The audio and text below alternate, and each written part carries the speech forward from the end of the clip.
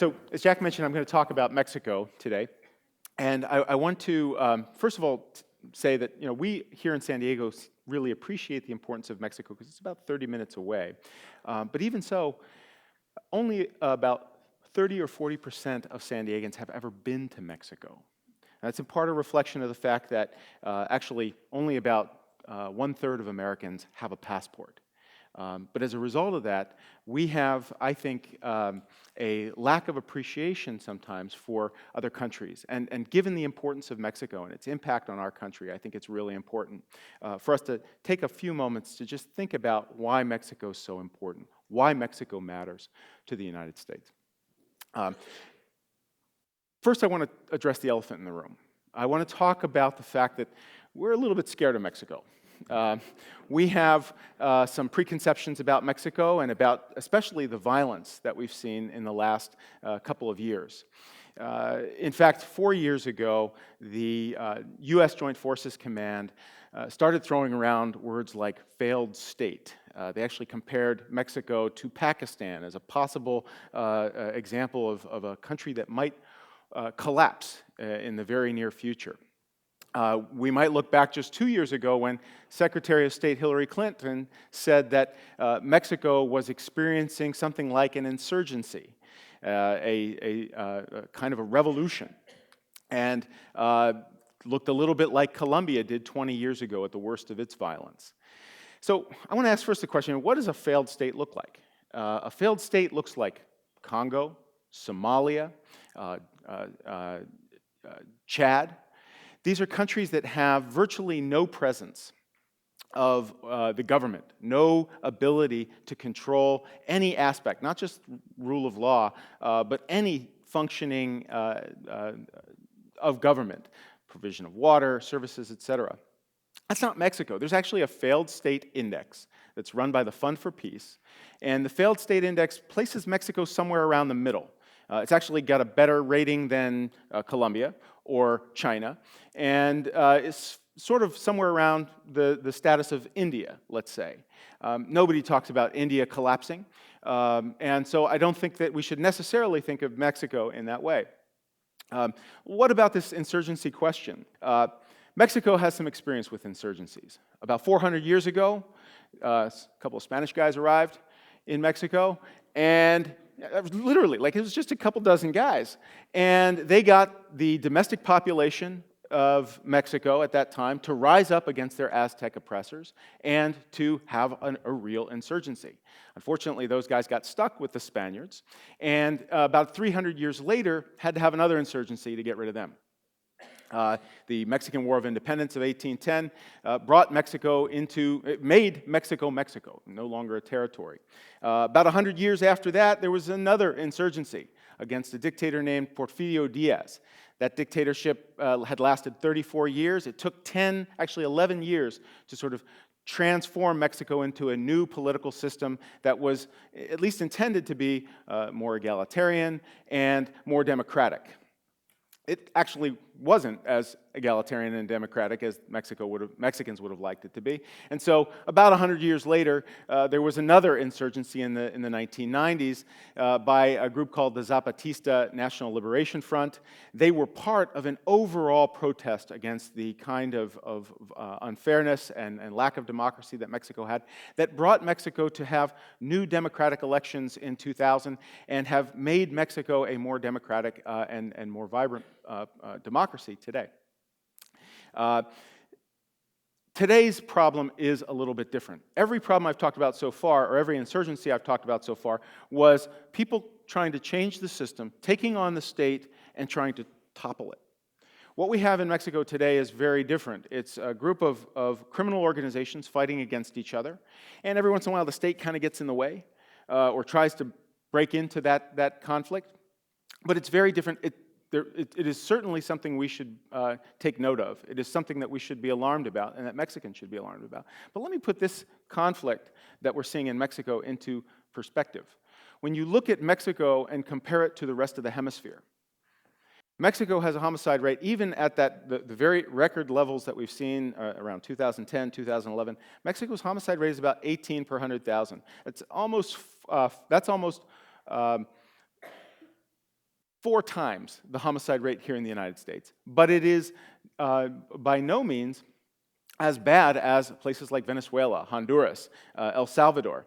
And that is something that I think we need to take into consideration when we try to evaluate how bad things are in Mexico and whether it's safe, for example, to go there on vacation, whether we should be doing business there, et cetera. But I want to move beyond the violence, and I want to start talking about some happier things.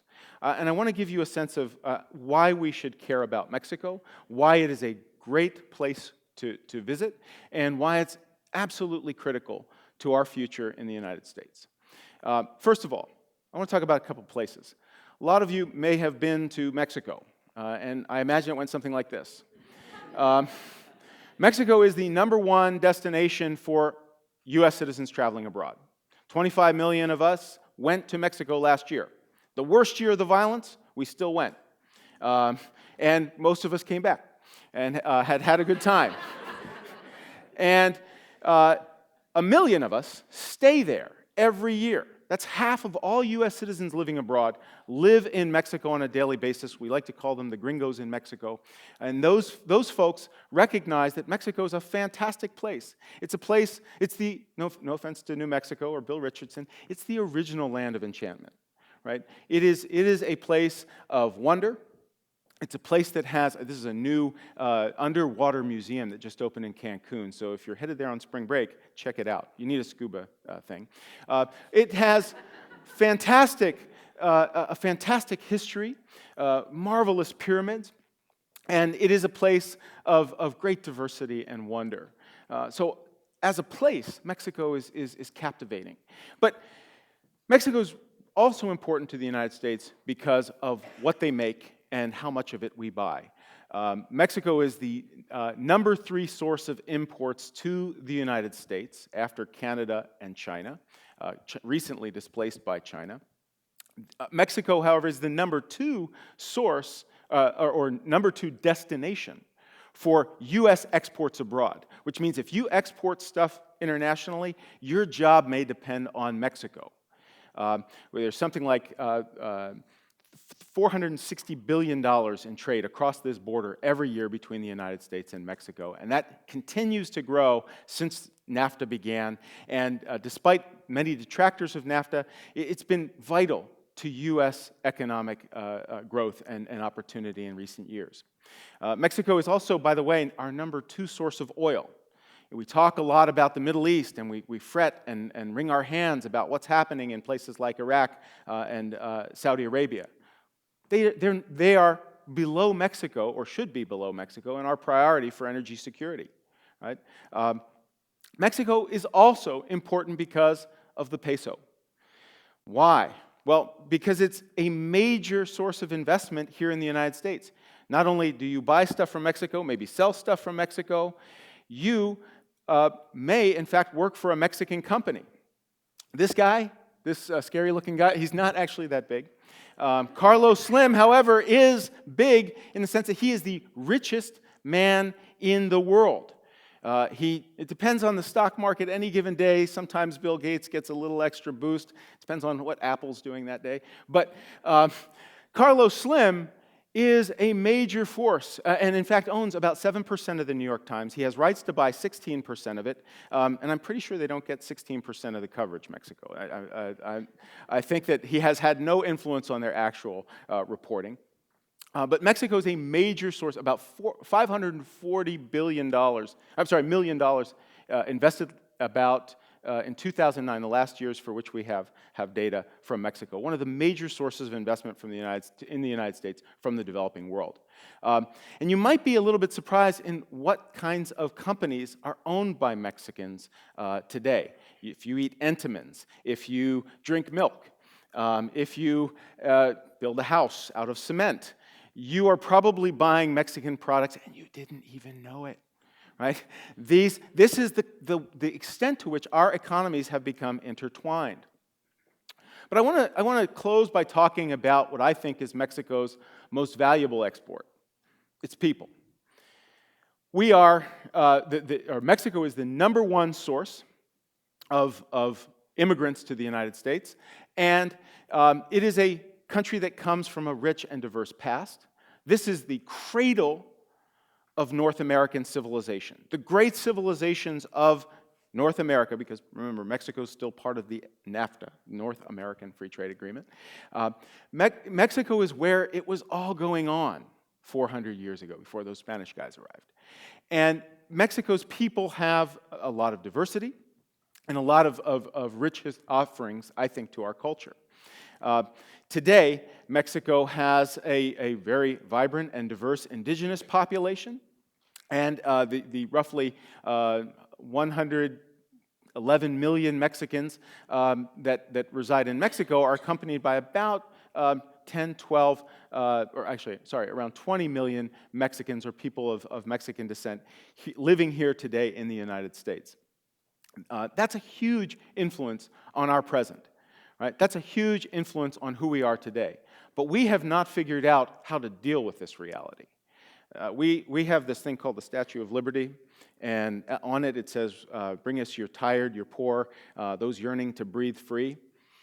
And we haven't figured out quite what we want to do with the 3% of our population, right, roughly 11, 12 million people who live in the United States in the shadows, who toil in our kitchens, who toil in our gardens, and who make this economy work on a daily basis. And in my view, that's one of the great challenges that we are going to be wrestling with for the next, not just year or two as we figure out maybe a new immigration reform, but the next couple of decades as those people become integrated into our communities and so on. It takes a long time. The melting pot is a trial by fire for immigrants in the United States, and we are going to have some real challenges as we deal with this issue. But it is important. We cannot ignore it. And if we don't pay attention to what is happening in Mexico, we won't really know how to manage this issue very well. But one thing I can assure you, in the future, somebody, maybe it's your son-in-law, maybe it's your nephew, or maybe it's going to be your grandson, somebody in your life is going to be Mexican, or just a little bit Mexican. So you're going to have to figure out how to deal with that. So I encourage you, as you think about the future of this country, as you think about your own future, think about Mexico, and remember that it is an important and vital and very much positive influence on our lives here in the United States. So thank you very much.